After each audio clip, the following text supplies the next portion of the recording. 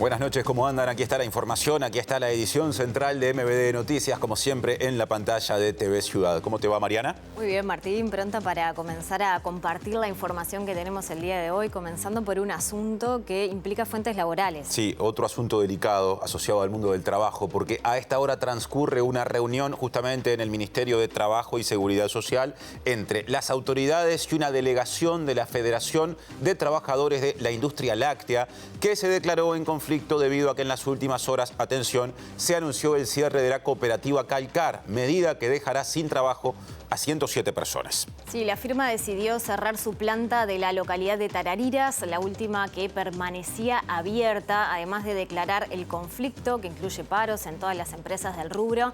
La Federación de la Industria Láctea llamó a sus afiliados y afiliadas a no recibir leche de remitentes de Calcar en plantas de otras firmas.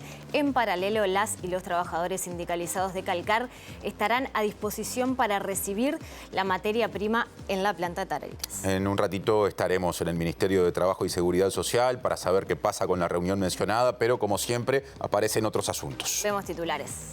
El ministro de Economía, Gabriel Odone, presentó ante la Comisión de Hacienda del Parlamento un documento que resume las prioridades definidas para el quinquenio y los objetivos puntuales fijados por el gobierno de Yamandu Orsi.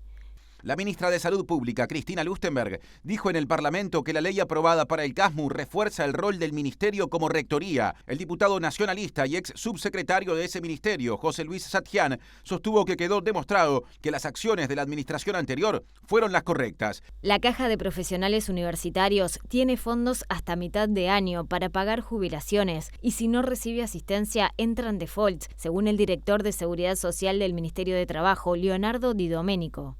El senador Mario Vergara, candidato a la Intendencia de Montevideo por el Frente Amplio, se reunió con la ministra de Transporte y Obras Públicas, Lucía Echeverri, y adelantó que buscará agilizar sustantivamente la movilidad pública en Montevideo.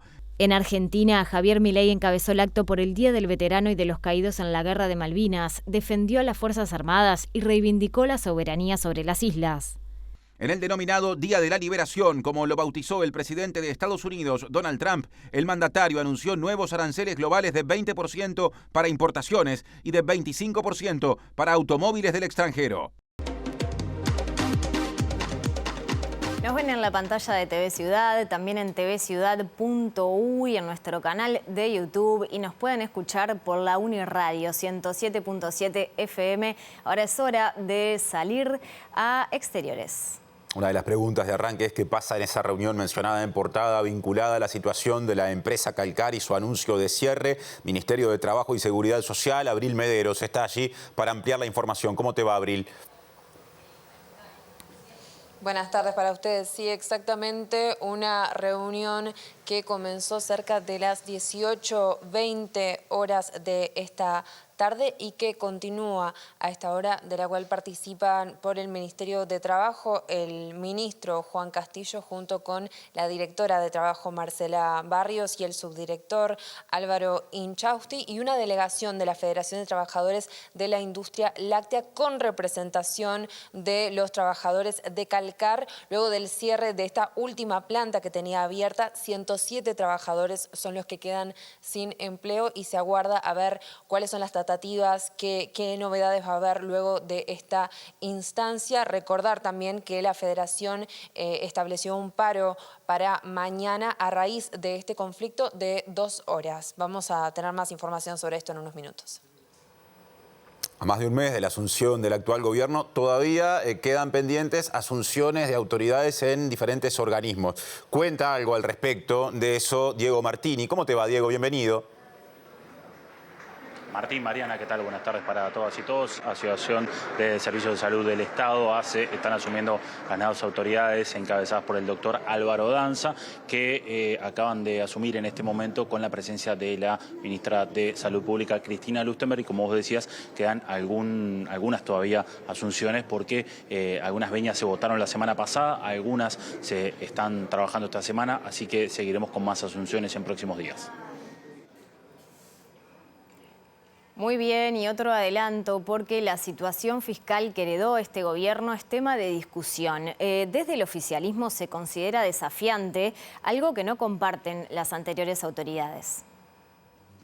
Tenemos una economía sólida en términos de su nivel de crecimiento, su nivel de empleo y el nivel de inflación que ha estado descendiendo, pero tenemos una situación fiscal con una serie de desafíos. Si uno toma el déficit fiscal del sector público consolidado, el cierre de 2024 es el déficit más alto desde los años 90. Hemos cumplido con el compromiso de mejorar las cuentas fiscales a pesar de los shocks de la pandemia, de la sequía, de los cambios en precios relativos. Recién lo veíamos al ministro de Economía y Finanzas, Gabriel Odone. Más adelante estaremos con eso porque fue una jornada de comparecencias de distintas autoridades ante el Parlamento. Por ejemplo, también estuvo allí la ministra de Salud Pública, Cristina Lustenberg, que en la Comisión de Salud de la Cámara de Representantes compareció justamente, se presentó para defender el proyecto de ley que asegura recursos para el fideicomiso de Casmu y extiende la intervención en esa prestadora de salud por un año. La jerarca destacó que esta iniciativa otorga garantías asistenciales para más de 170.000 personas usuarias y seguridad laboral para los más de 7.000 trabajadores y trabajadoras de la institución.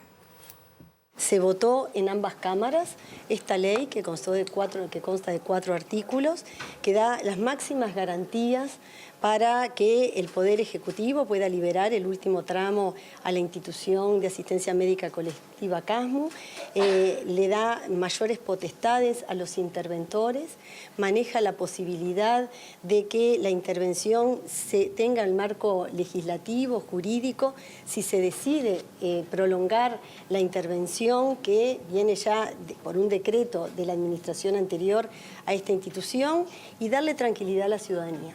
La ciudadanía tiene que tener la garantía de que como Ministerio de Salud Pública, en el trabajo de los 3 interventores, tanto el economista Gabriela Pradere como presidente de la JUNASA, en conjunto con el doctor Riorbilloso como subsecretario, le estamos dando seguimiento a que los afiliados del Casmu tengan las máximas garantías asistenciales en la institución.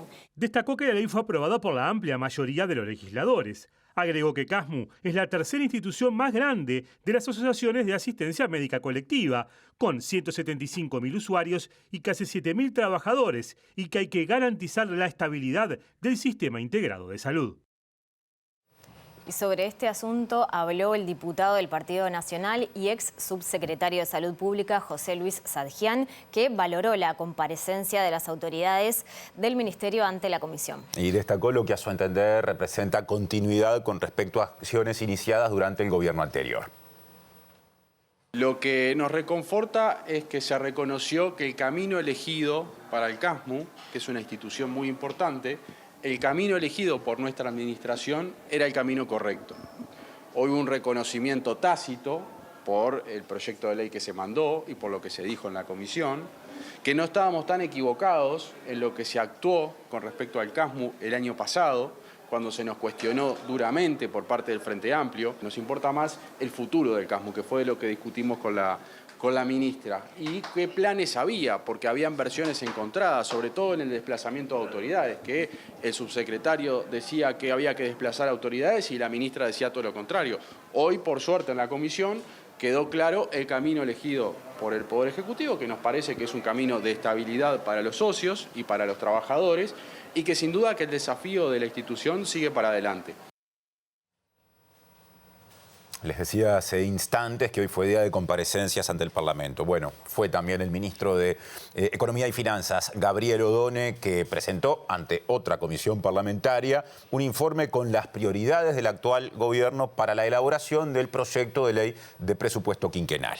Sí, el secretario de Estado manifestó que la economía del país es sólida, pero que la situación fiscal es más restrictiva. Yo lo he repetido en varias oportunidades. Tenemos una economía sólida en términos de su nivel de crecimiento, su nivel de empleo y el nivel de inflación que ha estado descendiendo, pero tenemos una situación fiscal con una serie de desafíos, solamente para que lo tengan presente. Si uno toma el déficit fiscal del sector público consolidado, el cierre de 2024 es el déficit más alto desde los años 90.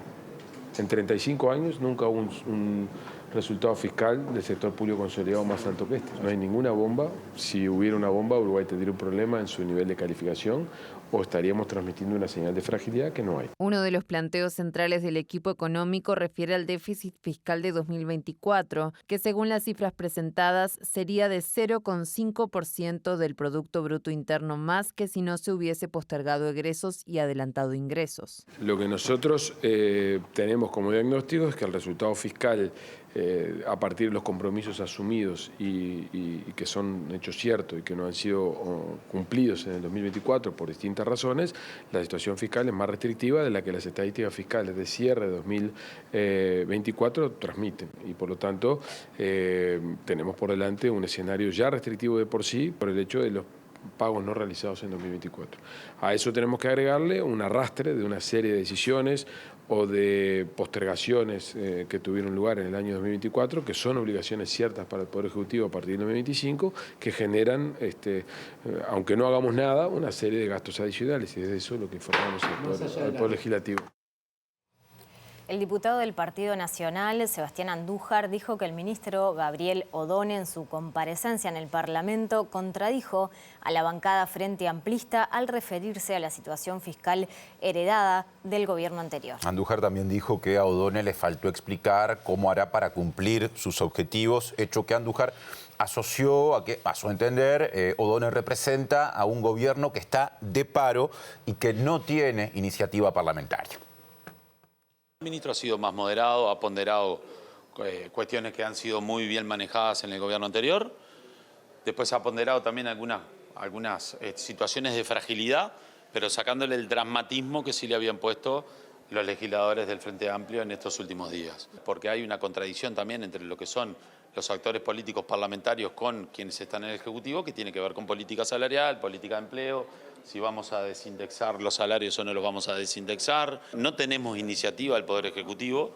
Pensamos que hoy quizás íbamos a tener alguna noticia de alguna iniciativa que se pueda enviar, pero no, y necesitamos una hoja de ruta. Hasta ahora no conocemos el plan, no sabemos en qué tenemos que trabajar o cuál va a ser la iniciativa que tiene este gobierno para ponernos a trabajar. Y hasta ahora estamos en un gobierno de paro. Andújar le quitó entidad a los compromisos asumidos por el gobierno anterior que deberá pagar el actual y dijo que Odone solo hizo alguna mención a las deudas de ACE. Cuando se hicieron los números del 2019 no se pusieron esos gastos o los gastos a pagar o los compromisos a pagar. El gobierno saliente en ese entonces no los puso. Este gobierno tampoco los pone. Todos los gobiernos tienen cosas a pagar. No dramatizó en ese sentido como que hay cuestiones que realmente lo preocupen. Quizás puntualizó un poco el tema de ACE, pero no más que eso. Joaquín Sequeira es el diputado Frente Amplista que preside la Comisión de Hacienda de la Cámara de Representantes, ante la cual se presentó hoy justamente Odone, y dijo que el ministro de Economía y Finanzas, por ejemplo, expresó preocupación acerca de las deudas que se deberán pagar durante este gobierno, generadas durante el gobierno anterior. La cifra de egresos no endógenos entre gastos postergados del 2024 y gastos comprometidos por la anterior administración asciende a 970 millones de dólares. El ministro informó algunos pagos que quedaron postergados para 2025, que correspondían a 2024, del orden de unos 460 millones de dólares. Eso, si hacemos el cálculo, nos hubiera dado un déficit un poco mayor. A febrero de este año hubiera sido el 4,7 del PBI.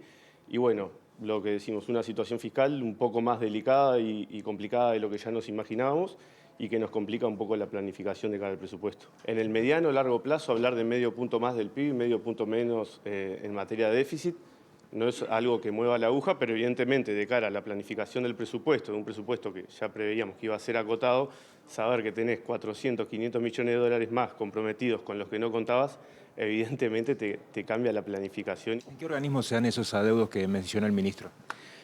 Son, si mal no recuerdo, 160 millones de dólares en el Ministerio de Transporte y Obras Públicas, 100 millones en ACE y después el ministro presentó un rubro otros que son 100 millones de dólares más. Ahí hay cosas referente a Plan CAIF, un ente público que ahora no recuerdo cuál es, y algunos más. Seguimos en temas económicos porque en su presentación ante la Comisión Bicameral de Hacienda, el ministro Gabriel Odone detalló las principales líneas estratégicas de trabajo para este quinquenio. Y los ejes centrales son fortalecimiento de la estabilidad macroeconómica y también mejora de la competitividad. En el fortalecimiento de la estabilidad macroeconómica, Odone planteó trazar una senda fiscal sostenible y creíble para el periodo y continuar fortaleciendo la institucionalidad fiscal a través del ciclo presupuestal y la regla fiscal. Se buscará seguir reduciendo la inflación, anclar expectativas, consolidar el régimen de objetivos de inflación y seguir mejorando la calificación de la deuda pública. Odone planteó también 2 prioridades para la inversión pública que refieren a agua y saneamiento y movilidad urbana del área metropolitana. En el caso del agua se plantea dar acceso a riego para la producción, completar el acceso al saneamiento de las localidades del interior, reducir el riesgo de desabastecimiento de agua potable en el área metropolitana y fortalecer las capacidades de gestión de OCE. Respecto a la movilidad urbana del área metropolitana, se plantea como prioridad de inversión la construcción de ejes troncales, la integración de la regulación y supervisión del sistema de transporte colectivo del área metropolitana y acelerar la descarbonización del transporte público. En lo que refiere a la asignación de recursos para fortalecer la matriz de protección social, entre otras acciones, Odone mencionó el sistema de transferencias con foco en infancia y adolescencia, aumentar el tiempo pedagógico con establecimientos educativos de tiempo completo y tiempo extendido, estimular la permanencia y el egreso en educación media y el sistema de becas. Finalmente, respecto a la convivencia y la seguridad pública, se prevé inversión de recursos para el combate al crimen organizado y a la corrupción, la prevención del lavado de activos, el fortalecimiento del cuidado de las fronteras, la mejora de la seguridad en los barrios, la humanización de la política carcelaria y la mejora de la calidad de vida del personal policial. Otro asunto ahora que también pasa por el Parlamento. Atención, el Partido Nacional no votará la venia para Lallera, Mario Lallera, como titular de la Secretaría de Inteligencia Estratégica del Estado, porque desde su bancada se señala que hay una causa abierta aún en el sistema judicial que lo involucra. La senadora del Partido Nacional, Graciela Bianchi, integrante de la Comisión de Asuntos Administrativos que tiene a estudio el pedido de venia, dijo que la negativa responde a razones políticas y éticas. Nosotros respetamos la presunción de inocencia, pero el caso de Lallera es para un cargo muy sensible, tal vez el más sensible de todo el Estado, porque es el director o sería, si le diéramos la venia, el director de la Secretaría de Inteligencia Estratégica del Estado, que controla todos los sistemas de inteligencia del Estado. En consecuencia, pedimos información a la Fiscalía nos confirmó que él todavía está en una causa que está abierta, que es la de Moravito, Nos informó que hubo 3 causas vinculadas a Lallera, 2 archivadas, pero esta última, que hace 5 años que está esperando para resolución, no nos informan los detalles porque está en reserva y casualmente en esta causa no hubo filtraciones, y lo digo con ironía porque no hubo filtraciones porque involucran agentes del oficialismo. Entonces, por razones éticas y políticas no podemos poner en ese cargo tan sensible por las responsabilidades de una persona sobre la que se tienen dudas. La senadora del Frente Amplio, Betiana Díaz, dijo que la negativa del Partido Nacional a votar la venia justamente de Mario Lallera no es un problema. Destacó Betiana Díaz que hay otros mecanismos constitucionales para que finalmente se otorgue esa venia, y también dijo que los partidos pertenecientes a la coalición republicana, opositores en el Parlamento, están teniendo dificultades para articular posiciones. Como de quien viene. El Partido Nacional fue el partido que tuvo que dejar a Marcos Carámbula en hace casi 6 meses porque no tenían quien agarrara la gestión de gobierno. Nosotros somos un gobierno con vocación de servicio y entiendo que quienes hoy no están en la oposición tengan estas posiciones, pero bueno, será decisión de ellos. ¿Se vota de todas formas en una segunda instancia? Sí, tenemos mecanismos constitucionales previstos, no es un problema para el Frente Amplio esto. ¿Van a hablar con el Partido Colorado a ver qué postura toman? Sí, claramente. Nosotros hablamos con todos los partidos y claramente están teniendo dificultades de articulación adentro de la coalición de las que el Frente Amplio está sacando provecho. ¿No es delicado que Lallera asuma un cargo tan sensible con una causa abierta de puntualmente la fuga de Moravito? Para nada. ¿Ya avisora en el horizonte que la oposición va a estar complicada?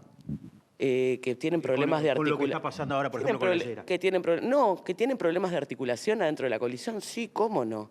Cómo no. El caso fue ayer con la votación de Casmu. No pudieron articular ni siquiera para ver si tenía una postura única de salvar o no a un prestador con 180.000 usuarios y 7.000 trabajadores. Muy complicada va a estar la coalición afuera del gobierno, sí. La gerencia de la cooperativa láctea Calcar le comunicó a las y los trabajadores que la última planta que estaba en funcionamiento de esa firma, ubicada en el departamento de Colonia, prevé cerrar sus puertas en los próximos días. La situación se agravó la semana pasada tras la determinación de un conjunto de remitentes, o sea, de productores y productoras rurales, personas que trabajan al frente de tambos, de enviar su producción hacia otras industrias lácteas porque Calcar les estaba debiendo dinero. Hoy no nos dan la cara a los productores, nos enteramos por gerencia, nos encontramos que hoy la directiva, nada más ni nada menos que la directiva con otros productores grandes, se llevan el 60% de la remisión de un momento para otro y nos deja una planta inoperativa. Entonces, en ese sentido, nosotros tenemos un gran malestar. En plantilla somos 107 trabajadores, no somos los que estamos trabajando en este momento. Hoy por hoy había 80 trabajadores trabajando y había unos 20 trabajadores en el seguro de paro. En principio, tenemos una ocupación provisoria de la planta a los fines de cuidar lo que son las herramientas, los equipos de trabajo, que no haya problemas de frío ni nada de que haga perder la mercadería. También elaborar la leche que sigue entrando de los pequeños productores. Mañana va a haber en la misma planta acá van a venir los compañeros de la Federación Láctea y bueno, vamos a ver de qué manera nos estructuramos a futuro. Presenta Antel con su plan fibra entretenimiento estándar que incluye Disney+. Vamos ya mismo a Exteriores, Ministerio de Trabajo. Allí está Abril Mederos, reunión de los trabajadores con el ministro sobre el cierre de Calcar. Queremos eso claro. Álvarez, ¿con el ministro se pudo encontrar alguna solución o proyectar alguna solución para los trabajadores? Hay mecanismos que se van a ir trabajando, estudiando, no podemos prometer nada porque sinceramente no depende de nosotros. Lo que sí entendemos de que tiene que haber responsable acá, porque hay gente que se quedó, o mejor dicho, directivos, se quedaron con la plata del FIL. Nosotros queremos explicaciones, pero creo que el Estado es el que tiene que empezar a decir, vos, ¿dónde está esa plata? ¿Qué hicieron con esa plata? ¿Dónde están esos productores? ¿Por qué se fueron? Y dejaron todo así nomás. ¿En el encuentro no se habló de una intervención por parte del Estado en este caso puntual? Nosotros efectivamente colocamos sobre la mesa nuestras grandes dudas frente a que acá estamos con una cooperativa que ha sido asistida por el Estado y que en ese sentido tendría que verse claramente cuáles son los caminos que pueden tener en términos de un posible concurso, una intervención, etcétera, donde no puede ser que los fondos de la ciudadanía se destinen así a las empresas. ¿De cuánto dinero? A determinados proyectos. Bueno, estábamos hablando de que el fondo, según se nos trasladó por la Comisión Reguladora del Fondo de la Industria Láctea, superaba los 4 millones, 4 millones fácilmente, no recuerdo si eran 4.700.000 que rondaban lo que se les entregaba a Calcar. Al margen de eso, lo que nosotros dijimos es, bueno, también forma parte de nuestras preocupaciones y si existiera una intervención, que esa intervención sea pensando en que la llama se mantenga abierta. Hoy estamos con un departamento de Colonia que ha sido fuertemente golpeado por las definiciones empresariales, por retiros que han llevado adelante y donde sostener los proyectos industriales en el departamento es sumamente necesario. Acá estamos también con una localidad como Tararira que viene del impacto anterior también de la industria cárnica y ahora esta situación con Calcar. En ese sentido, lo que nosotros planteamos era la necesidad de búsqueda de alternativas y fue así que surgió la propuesta que el ministro colocó de una mesa más amplia con otros actores que se encuentran vinculados a la industria láctea, otros ministerios, otros actores del Poder Ejecutivo que también se encuentran vinculados, que hoy van a tener que analizar cómo se continúa, porque como lo decía el presidente del Instituto Nacional de la Lechería, hay productores que consultaban quién les iba a levantar su leche. Bueno, nosotros lo que estamos diciendo es, si hay productores que tienen leche para levantar, si hay trabajadores trabajadores que saben realizar la tarea y hay una planta industrial que tuvo expresamente inversión con fondos del Estado que lo paga toda la ciudadanía, efectivamente debiera intervenir en esa lógica de buscar soluciones para que ese proyecto productivo siga adelante y no sea esto un rescate de empresarios irresponsables, sino que sea un rescate de fuentes de trabajo y de puestos de trabajo de trabajadoras y trabajadores que quieren seguir trabajando, de pequeños y medianos productores que quieren seguir poder lograr remitiendo leche a lo que fue una insignia en su departamento, ¿no? ¿No se descartó entonces por parte de las autoridades la posibilidad de intervención? No, no lo descartaron ni nos confirmaron ninguna de las alternativas porque obviamente supongo yo que tendrá que ser cuestiones de consultas que tendrán que seguir trabajando y analizando. Para nosotros es sumamente importante el hecho de esta mesa que se plantearía para mañana, donde efectivamente podemos tener algún avance superior con más cabezas pensando en cuáles son las soluciones, ¿no? Entonces este conflicto se enmarca, este cierre se enmarca en un conflicto más amplio, en una crisis que atraviesa el sector lácteo. ¿Cómo se está visualizando eso y qué respuestas está dando el Ministerio de Trabajo en términos más generales? Bueno, primero, perdón que voy a discrepar, no lo entendemos como una crisis del sector lácteo. Entendemos que el sector lácteo no está pasando por una situación de crisis. Lo que sí está ocurriendo en el sector lácteo es que hay un crecimiento concentrado muy fuerte, donde lamentablemente la competencia empresarial en ese marco a algunas industrias más pequeñas las termina impactando fuertemente de forma muy negativa y que impacta así puestos de trabajo. Hoy el sector lácteo viene en un proceso de crecimiento con cuestiones vinculadas a los precios internacionales, con la colocación de la mercadería, con la colocación de la producción, un crecimiento de la productividad desde los últimos años, pero claramente con algo que venimos denunciando desde hace mucho tiempo, ¿no? Cada día la industria láctea se concentra, a pesar de su propio crecimiento, a pesar de haber llegado a aquellos récords históricos de remisión de litros de leche a las plantas, de más de 2.000 millones de litros de leche remitidos a las plantas, pero cada día con menos productores, cada día en menos predios ocupados a nivel de terreno y cada día con menos plantas que perdonen el término, pero que se aprieta en cierta forma hacia acá, hacia el suroeste del país, cuanto más cerquita del puerto, porque todas las inversiones de todas las ganancias que genera la industria láctea las están colocando ahí. Lamentablemente, pareciera que para los sectores empresariales el resto del país o el país más profundo no valiera la pena de estar invirtiendo y eso nosotros no lo queremos aceptar bajo ningún concepto y en ese sentido hablamos siempre de un desarrollo productivo territorialmente responsable. Hoy los empresarios no pueden tomar definiciones únicas pensando de una forma tan brutal donde a las plantas que se encuentran más al interior no se les genera desarrollo e inversiones y en este caso es parte de lo que nosotros estamos viviendo. ¿Por qué? Porque la empresa Lactalis Parmalat cerró la planta de Salto, hoy cierra la de Cardona y se va y se instala en Ruta 1 en Juan Lacase. Porque Conaprole cerró San Carlos, porque Conaprole no invierte en Mercedes, invierte, siendo que ha crecido y llega a ser ya el 72% de la industria láctea, no invierte en la planta de Mercedes, pero invierte en una sede corporativa en Montevideo, invierte millones de dólares en Rodríguez, pero no se invierte así en el interior más profundo. Calcar cerró primero Carmelo y ahora están cerrando la planta de Tarariras. ¿Nosotros qué estamos diciendo? Bueno, tiene que haber un debate, una discusión superior en un espacio sectorial de la industria láctea para tratar este tipo de cuestiones. Este tipo de cuestiones que también tienen que ir a contrapelo de esas definiciones de concentración tan brutales. Nosotros entre los trabajadores somos solidarios, entre los empresarios compiten en el sector primario, en el marco de discutir para quién se queda con la leche o con la totalidad de la leche y cómo la distribuyen. Compiten para el momento de llegar a la góndola.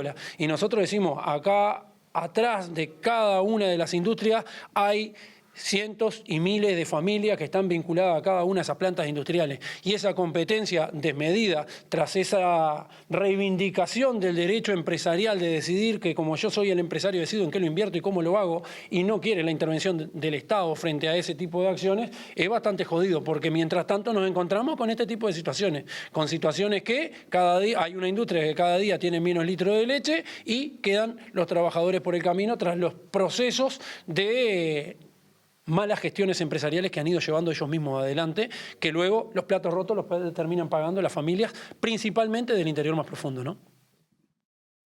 Presenta Asociación de Funcionarios Portuarios. Hacete socio y accederás a beneficios exclusivos como colonia de vacaciones, préstamos, servicios de la salud, tienda online con precios exclusivos y mucho más. Nos vamos a otro punto de Montevideo porque nos convoca desde el móvil en ACE Diego Martini, a quien saludamos. Diego, adelante. De las políticas institucionales y nacionales que el gobierno determine en ese sentido. ¿Qué información se maneja a propósito de medicamentos, sobre todo en el interior del país, donde hubo varias demandas en años anteriores de falta de medicamentos? Bueno, lo que mencionaba recién, de que no hay una distribución adecuada, razonable de los medicamentos. Hay un volumen de compras bueno en ACE, pero no hay una distribución adecuada. Entonces, una de las cosas que está pasando ahora es que cada unidad ejecutora compra sus medicamentos. Y nosotros queremos centralizar los procedimientos de compra para mejorar la competitividad a nivel de precios y desde acá hacer una distribución a todo el territorio nacional. Desker hablaba de un cambio en el modelo de financiamiento. ¿Cuál va a ser ese cambio?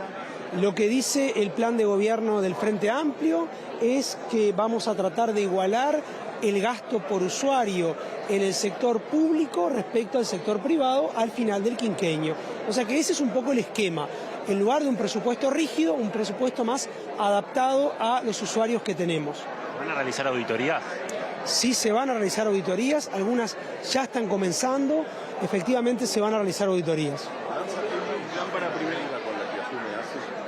La deuda que hoy se hizo pública es algo que venimos analizando hace poquitos días que asumimos, es algo que el Ministerio de Economía, lo hemos puesto en conocimiento del Ministerio de Economía y Finanzas y de las autoridades, de la Ministra de Salud Pública, obviamente, y estamos trabajando para ajustar ese tema y sobre todo para gestionar la deuda y no resentir ningún servicio asistencial de ACE. ¿A cuánto asciende la deuda? La deuda, lo que manifestó el Ministerio de Economía y Finanzas hoy, es el mismo dato que tenemos nosotros, es del orden de los 280 millones de dólares, 11.500 millones de pesos. ¿Las autoridades salientes mencionaron algo de un número que podría ascender? El número que nosotros teníamos es diferente. Ahora es una cosa que vamos a tratar, es una cuestión que vamos a tratar de trabajar en conjunto con el Ministerio de Economía y Finanzas y levantar la mira, mirar hacia adelante, empezar a trabajar en nuestros planes y no empantanarnos en no poder mirar para adelante y resolver las cuestiones que necesita ACE. ¿A qué se resuelven las cuestiones presupuestales?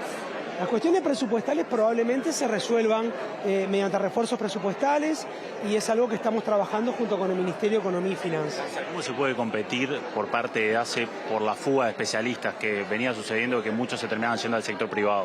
Bueno, eso es una buena pregunta también. Nosotros pensamos que hay buenas herramientas para eso. Una de ellas es los cargos de alta dedicación, las funciones de alta dedicación, estimular, crear, hay que exprimir la creatividad para crear ciertas condiciones de trabajo que hagan que la oferta laboral de ACE resulte ser más conveniente que la oferta laboral que en el sector privado. Y también tenemos que complementar, porque los usuarios del sistema son usuarios del sistema y tenemos que complementar. O sea que en esa apuesta vamos a trabajar. El plan para primera infancia, ¿cuáles son los principales lineamientos? El primer asunto es atender la demanda en espera para primera infancia, que todos los niños tengan sus controles en salud y por supuesto hay muchos niños con distintos niveles de patología que deben ser atendidas, así que una de las primeras cuestiones es acortar la lista de espera y luego de ahí seguir trabajando para adelante. En general, la lista de espera y en particular en lo que refiere a los controles pediátricos. Muy bien, le agradecemos a nuestro compañero Diego Martini y equipo y volvemos nuevamente al Ministerio de Trabajo porque allí está hablando Juan Castillo, ministro de Trabajo, justamente sobre el anuncio del cierre de Calcar. Teniendo en cuenta la decisión que se tomó finalmente por parte de la empresa. Bueno, veamos. Ojalá alguien nos explique cómo se está haciendo uso de un fondo de reconversión de la industria láctea. Esta es la segunda o tercera empresa de esa característica que utiliza fondos de la asistencia de todo el Estado para reconvertirse, pero o termina despidiendo a los trabajadores sindicalizados o termina cerrando la industria, como en este caso, habiendo comprado e instalado una máquina que todavía no empezó en funcionamiento. Es más, en una parte de la reunión de hoy, no sé si los trabajadores lo asumieron, pero nos dijeron, estamos dispuestos, si nos aseguran que va a haber continuidad de trabajo, estamos dispuestos a trabajar una semana, 10 días gratis, con tal de llegar al tiempo que sea necesario para probar la máquina. O sea que hay voluntad expresa de los trabajadores no pueden demostrar más. Se están aferrando con uñas y dientes a un puesto de trabajo de una industria que es floreciente en nuestro país como la industria láctea, ¿no? Castillo, estamos en vivo para MBD Noticias. ¿Qué acciones está evaluando el Ministerio de Trabajo en el marco del cierre de esta planta? Insisto, todavía acciones bastante pocas. Estamos informándonos, al igual que el resto de la población, de que está ocurriendo una situación en donde hay que hablar con todas las letras. La directiva de la empresa se fue para otra empresa y dejó al resto de los productores y a todos los trabajadores y al país sin una industria parada. O sea, es muy difícil de poder explicar o de tejer alternativas porque nosotros no estamos en los zapatos de quien tomó esa decisión. Bueno, ahora veamos lo que nos dejan. Sí, nos dejan un lío instalado, un lío en una industria importante, de una producción importante también del Uruguay, con una inversión que todo el Estado ha colocado allí, pero que los productores se fueron y dejaron al resto en esta situación. Ministro, le cambio de tema. ¿Hay preocupación por algunos legisladores del Partido Colorado y lo iban a convocar al Parlamento por un nuevo decreto sobre ocupaciones? ¿De qué se trata este decreto? Yo sé que debe haber mucha preocupación y que los legisladores van a estar muy preocupados, pero por esto no se van a preocupar también, ¿no sería más preocupado? Sería bueno ocuparse por cómo se van a ocupar las trabajadoras y los trabajadores y no en cómo desalojarlos si protestan. Porque si ahora se fueron los empresarios de un lugar y los trabajadores decidieran ocupar una fábrica, ¿es ilícito defender una industria, defender el puesto de trabajo? Bueno, en realidad pueden tener toda la preocupación y a las preocupaciones le vamos a responder en su momento. ¿Pero hay cambios en este sentido? ¿Hay un nuevo decreto al respecto? No, no hay decreto. Si lo hubiese decreto, el primero que tendría que saber es el presidente de la República. No hay decreto si hay una preocupación porque ha cambiado el gobierno y porque nosotros no tenemos la misma concepción que tenía el gobierno anterior. Este ministerio no está para desalojar trabajadores, está para negociar con los trabajadores y con las trabajadoras. Gracias. Muy bien. Gracias, Castillo. Que anden bien. Muchas gracias. Presenta Mercado Agrícola de Montevideo, en el corazón de un barrio donde late la ciudad. Mercado de Historias. Mercado de Historia.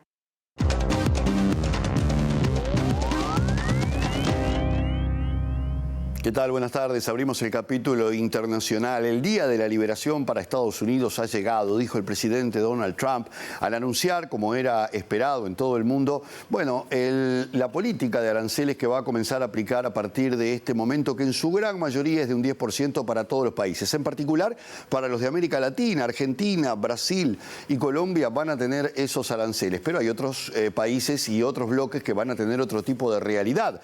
Por ejemplo, la que va a tener la Unión Europea, que deberá pagar aranceles del 20%, también China, que tiene aranceles del 34%, y otros países de acuerdo a distintas variables que tienen que ver con ese intercambio con Estados Unidos. Esto ha generado naturalmente reacciones inmediatas, tanto desde la Unión Europea como por ejemplo el gobierno mexicano, que va a estudiar la forma en la que va a responder a esta decisión del presidente de los Estados Unidos, que ha alterado todo el comercio mundial. También los automóviles van a tener, en caso de querer ingresar desde fuera a Estados Unidos, un arancel del 25%.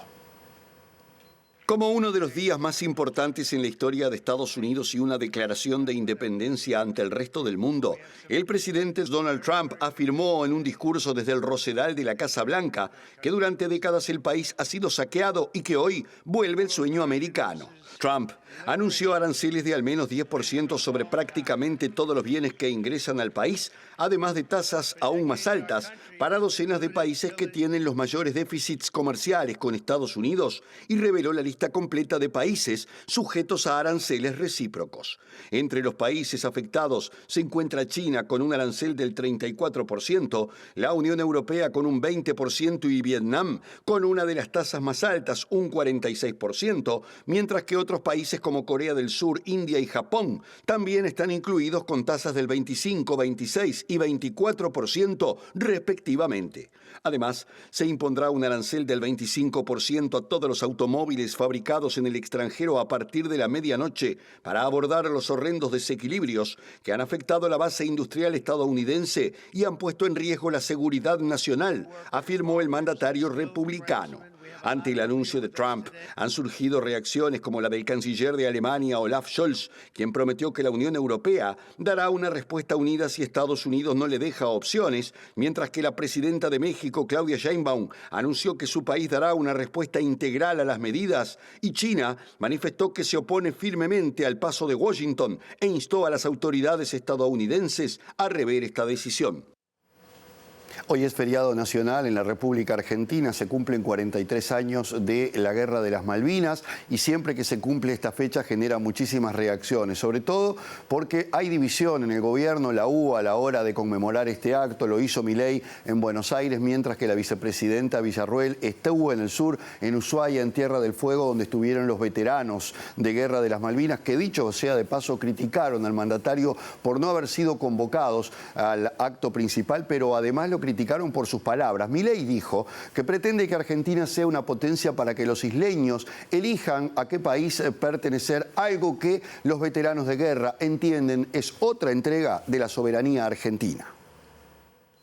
El presidente Javier Milei afirmó este miércoles que su gobierno busca hacer de Argentina una potencia para que los habitantes de las Islas Malvinas, Georgias y Sandwich del Sur prefieran ser argentinos durante un acto en conmemoración de un nuevo aniversario de la guerra en la ciudad de Buenos Aires. Milei insistió en el reclamo inclaudicable por las islas y se comprometió una vez más a agotar todos los recursos diplomáticos para que vuelvan a manos argentinas, al tiempo que criticó a los gobiernos anteriores, a los que calificó como corruptos y los responsabilizó de la falta de resultados en el reclamo por la soberanía del archipiélago.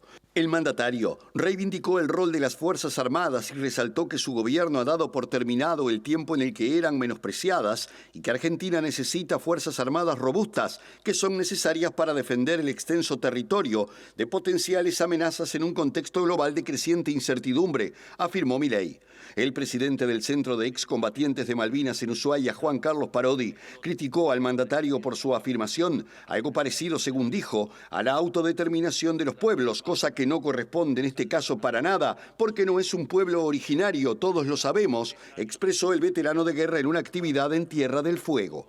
Parodi además puso en duda que Milei sea capaz de revertir 43 años de historia y recordó que el presidente reivindica la política de su antecesor Carlos Menem, quien promovió los acuerdos de Madrid en la década del 90, en los que se restablecieron las relaciones con el Reino Unido, que para muchos veteranos fue la cesión incondicional de soberanía.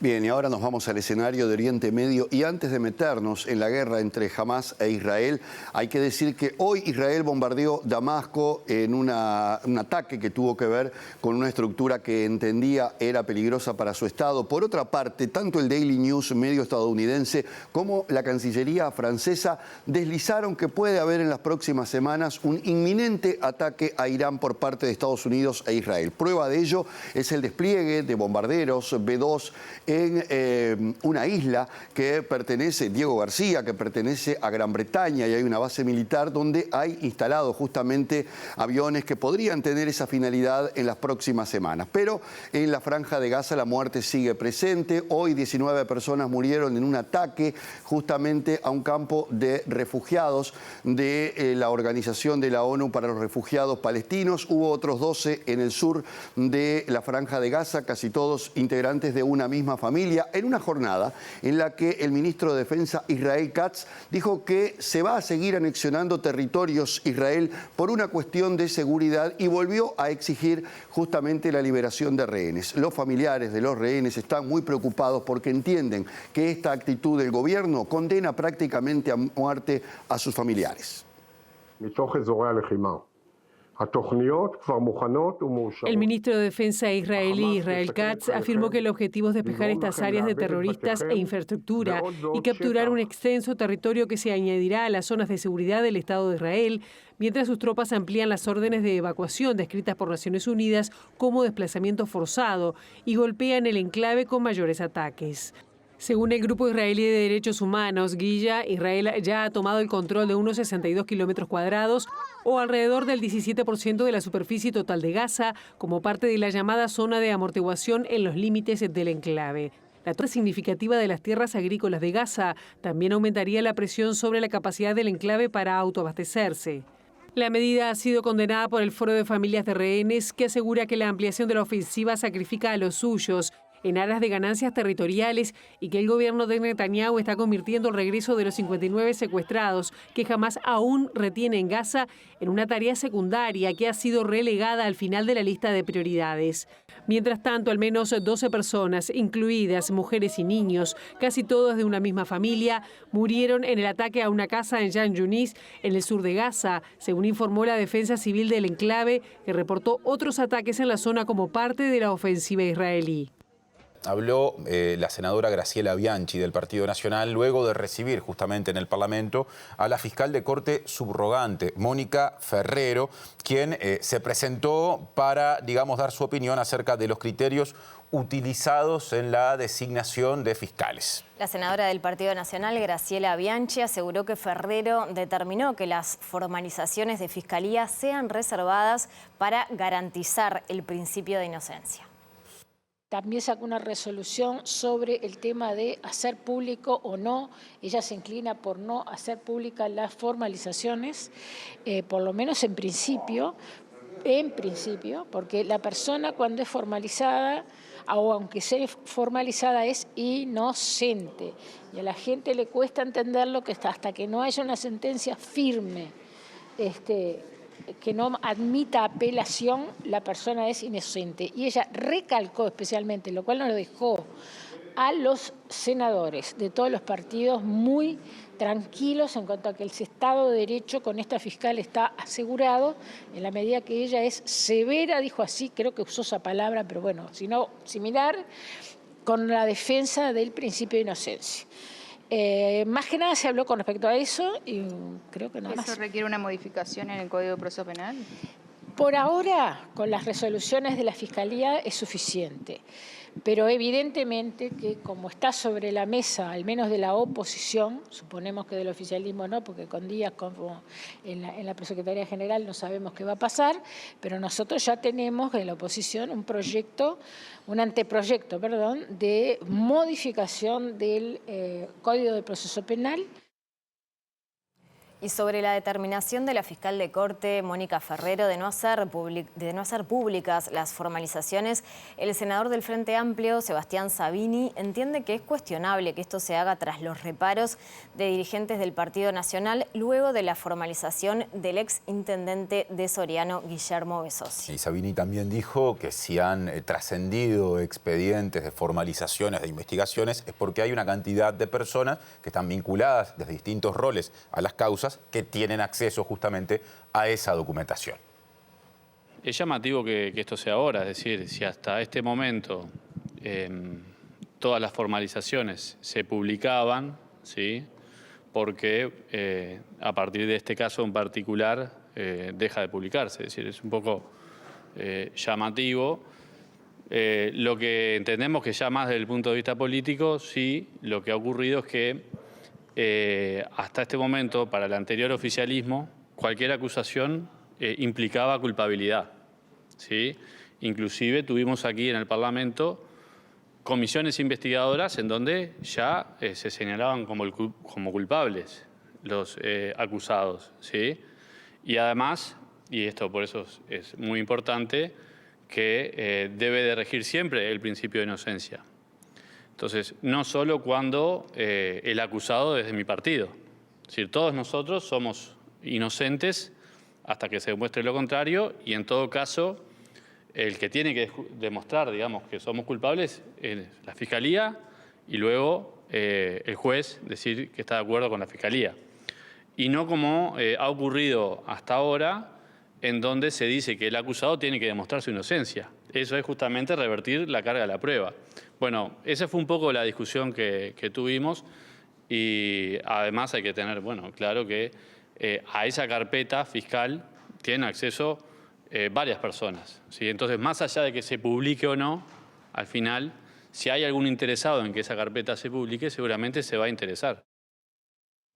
Otro asunto, Leonardo Di Domenico, que es el director de Seguridad Social del Ministerio de Trabajo y Seguridad Social, dijo que la Caja de Profesionales Universitarios del Uruguay tiene recursos para pagar pasividades hasta mitad de año y consideró que, por ende, si no recibe asistencia financiera, se generaría un caos. El jerarca confirmó que el Estado aportará financiamiento a la Caja a través de un proyecto que va a enviar al Parlamento en los próximos días, que no contempla la realidad de todos los jubilados y activos, ni prevé la afiliación obligatoria de nuevos profesionales. La salida contempla esfuerzos contributivos de los asegurados sobre la base de la ayuda mutua, buscando mecanismos redistributivos de esos esfuerzos contributivos, preservando la capacidad contributiva de los afiliados, por un lado, y en tanto instituto paraestatal, el Estado va a corresponder en asistencia, obviamente en una cuantía menor a ese esfuerzo contributivo endógeno. Lo que sí los pasivos, al igual que las otras dos cajas paraestatales, van a tener que asumir en el rescate de su seguro social, en el rescate de la continuidad de sus pasividades, un esfuerzo contributivo que hoy no tienen. Los activos van a tener que asumir un esfuerzo contributivo para mantener vivo su seguro social, en donde no necesariamente haya un aumento del valor de Montepío. Di Domenico dijo que a diferencia de otras cajas paraestatales que tienen un solo interlocutor, en la de profesionales universitarios son varias asociaciones con visiones distintas, lo que dificulta la salida. Si no encuentran una solución legal, los fondos disponibles para jubilaciones se acaban en junio. Hasta mitad de año. ¿Y ahí? Y ahí lo que nosotros tenemos que evitar, y por eso la presencia aquí de este funcionario de gobierno, es evitar el default. Bien. El default es el caos. El default es el caos. Nuestra preocupación en lo inmediato es rescatar esta caja, que para nosotros se puede controlar y revertir este escenario a mediano y largo plazo, porque hay 20.000 pasivos que requieren certezas. Otro asunto, casi despedida, tiempo de repasar el pronóstico de Inumet extendido a las próximas 48 horas. Comenzamos por el día de mañana jueves. La mañana se presentará clara y algo nubosa, periodos de nuboso. En la tarde-noche va a estar nuboso con probables precipitaciones y también ventoso. La temperatura máxima está prevista para 22 grados y la mínima para 14 grados. Y cambian las condiciones ya el viernes, según dice Inumet, con 48 horas prácticamente de antelación, porque por la mañana, pasado mañana, el cielo estará nuboso con periodos de cubierto en Montevideo y el área metropolitana, y además se prevén chaparrones. El día estará ventoso con bajas sensaciones térmicas. Atención, primera vez que aparece, por lo menos para esta zona del país, esa consideración en lo que va del año. Por la tarde y la noche, el viernes, se presentará nuboso con periodos de cubierto y también con chaparrones. Temperaturas extremas para ese día. Observen la diferencia, mínima de 11 grados, casi un dígito, 2 por poquito, 11 grados y máxima de 16. Se complica el fin de semana, entonces. Bueno, aparentemente, sí, podemos ir bichando algo el sábado. Mejoran las condiciones, lo dejo por ahí, mañana profundizamos. Bueno, es hora de irnos, pero quédense en TV Ciudad. Porque ya viene el lado B a la pantalla de TV Ciudad y mañana estarán otra vez las noticias tempranito, ¿eh? Hasta mañana. Que pasen bien.